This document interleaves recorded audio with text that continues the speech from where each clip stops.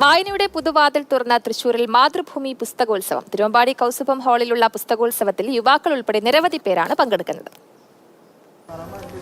മാതൃഭൂമി ബുക്സിനു പുറമെ രാജ്യത്തെ പ്രധാന പ്രസാധകരുടെ മലയാളം, ഇംഗ്ലീഷ് പുസ്തകങ്ങളുടെ വൻ ശേഖരമാണ് പുസ്തകോത്സവത്തിൽ ഒരുക്കിയിട്ടുള്ളത്. ഇഷ്ടപ്പെട്ട പുസ്തകങ്ങളെല്ലാം ഒറ്റയിടത്തു നിന്ന് കണ്ടെത്താനും അതുമായി ബന്ധപ്പെട്ട ചർച്ചകൾക്കെല്ലാമുള്ള വേദിയാണ് തൃശൂർ കൗസ്തുഭം ഓഡിറ്റോറിയം.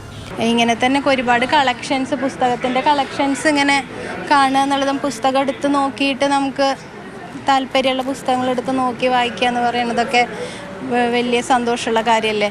അതിൽ കൂടുതലായിട്ട് ഇത്രയധികം ആൾക്കാർ വായനയുടെ ലോകത്തേക്ക് വരുന്നുണ്ടെന്ന് കാണുന്നത് തന്നെ വലിയ സന്തോഷമാണ്. ആകർഷകമായ വിലക്കിഴിവിൽ കൂടുതൽ പുസ്തകങ്ങൾ സ്വന്തമാക്കാം. മുതിർന്ന എഴുത്തുകാരുടെയും യുവ എഴുത്തുകാരുടെയും പുസ്തകങ്ങൾ ഒരേ ഇടത്തു നിന്ന് ലഭ്യമാക്കുകയാണ്. പുതിയ കാലഘട്ടത്തെ തഴുകി ഒഴുകുന്ന വിജ്ഞാന മണ്ഡലങ്ങളിലെ സാധാരണ വായനക്കാർ വായിക്കേണ്ട മിക്കവാറും എല്ലാ പുസ്തകങ്ങളുടെയും ഒരു ശേഖരം ഇവിടെ ഉണ്ട് എന്നുള്ളത് വളരെ സന്തോഷമാണ്. അത് ഇംഗ്ലീഷിലായാലും മലയാളത്തിലായാലും മറ്റ് പുസ്തകങ്ങളുടെ തർജ്ജമകളുടെ കാര്യത്തിലായാൽ പോലും എല്ലാ പുസ്തകങ്ങളും ഇവിടെയുണ്ട്. അത് സാധാരണ രൂപത്തിൽ മാതൃഭൂമിക്ക് മാത്രം കഴിയുന്ന, പുസ്തക പ്രസാധക രംഗത്ത് മാതൃഭൂമിക്ക് മാത്രം കഴിയുന്നൊരു കാര്യമാണെന്ന് കൂടി എടുത്തു പറയാൻ ഞാൻ ആഗ്രഹിക്കാൻ. വിവിധ തലമുറകളിൽപ്പെട്ട വായനക്കാർ മാതൃഭൂമി പുസ്തകോത്സവത്തിൽ പങ്കെടുക്കുന്നു.